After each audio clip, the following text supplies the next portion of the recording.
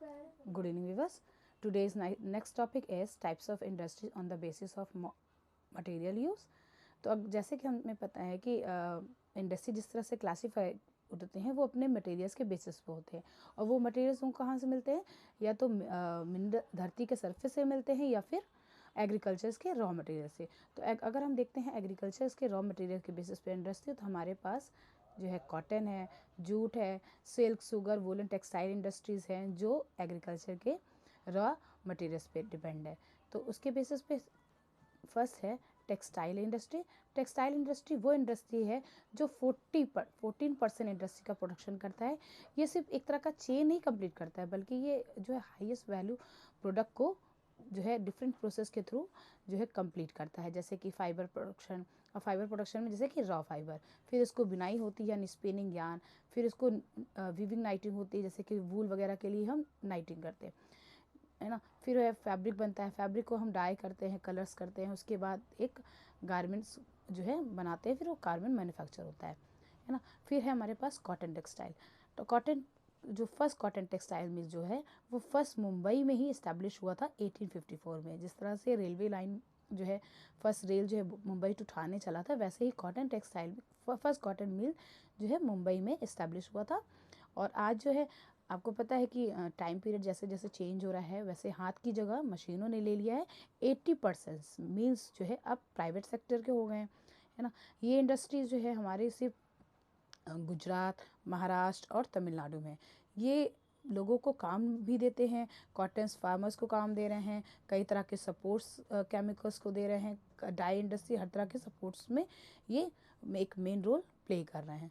Then challenge, हर एक industries में भी एक चैलेंज होता है। तो जैसे कि इस इंडस्ट्री को भी कई तरह के चैलेंजेस को फेस करना पड़ रहा है। फर्स्ट इज़ आउटवर्ड मशीनरी, ठीक तरह से पावर का सप्लाई ना होना, कंपटीशन है हर जगह, और जिसके कारण बहुत ज़्यादा ही जो है प्रॉब्लम्स होती है ट्रेड वगैरह में, है ना। तो हमारे पास देखेंगे तो हम 25% जो है हम वर्ल्ड ट्रेड में जाते हैं, और 4% हम गारमेंट इम्पोर्टेंट में सिर्फ एक तरह से प्रोडक्शन कर पाते हैं। देन जूट टेक्सटाइल, इंडिया जो है जूट टेक्सटाइल के में एक जूट टेक्सटाइल और रॉ जूट में जो है सेकंड नंबर पे है, और ये एक तरह का लार्जेस्ट प्रोड्यूसर है जूट प्रोडक्शन में। जूट इंडस्ट्री हमारे यहाँ हुगली में, अगर हम देखें इंडिया में, तो आफ्टर हुगली हम सेकंड नंबर पे हैं। अब देखिए जो फर्स्ट जून में जो नया कोलकाता में इस्टेब्लिश हुआ था, कोलकाता के पास रिशारा में, तो उसकी अपनी एक नेशनल जूट पॉलिसी है जो 2005 में इस्टेब्लिश हुई थी, जो पूरी तरह से फोकस करती है जूट की क्वालिटी को इम्प्रूव करने में और प्रोडक्टिविटी में, है ना। तो अब देखिए अगर वहाँ पे जूट इंडस्ट्री इस्टेब्लिश है, तो उसके भी कई रीज़न है जिसके कारण वो चीज़ वहाँ पे इस्टेब्लिश हो पाई है। First is proximity of jute producing area, जो वहाँ के ट्रांसपोर्टेशन को रिड्यूस करती है। फिर है इनएक्सपेंसिव वाटर ट्रांसपोर्ट है, और नेटवर्क और रेलवेज है, जिसके कारण जो है ट्रांसपोर्टेशन करना मेज तक पहुंचाने में बहुत इजी हो जाता है। देन एबिडेंट वाटर सप्लाई, जो पास की नदियां हैं वो उसको सफिशिएंट मात्रा में जो है वाटर प्रोवाइड करती है। चीप लेबर है जो वेस्ट बंगाल से के साथ साथ बिहार, उड़ीसा, ईस्टर्न उत्तर प्रदेश से आए हुए हैं।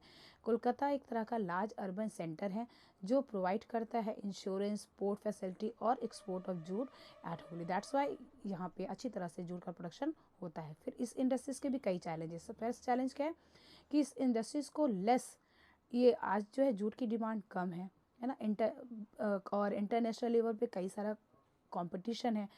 ये जो है जूट के लिए बहुत ही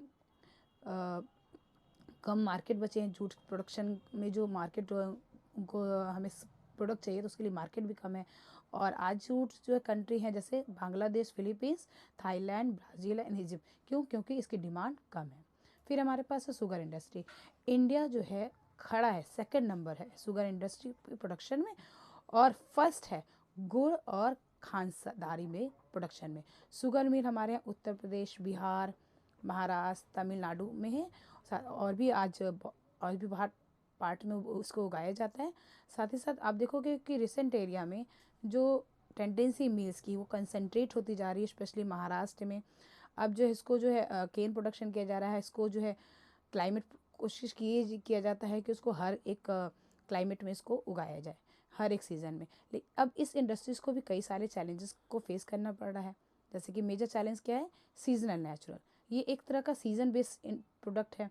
ओल्ड और जो है इनएफिशिएंट मेथड है इसके प्रोडक्शन में, है ना। ट्रांसपोर्ट में डिले हो जाता है जहाँ रीचिंग केन टू, तो इसके क्या होता है, इसका मिनिमाइज यूज़फुलनेस रह जाता है। तो आज जो है इंडस्ट्रीज़ में कई सारे बेनिफिट है जो हमें एग्रीकल्चर दे रहा है एज अ रॉ मटेरियल, तो कई सारी चैलेंजेस भी है जो हमें फेस करना पड़े, that we have to be solve. Thank you.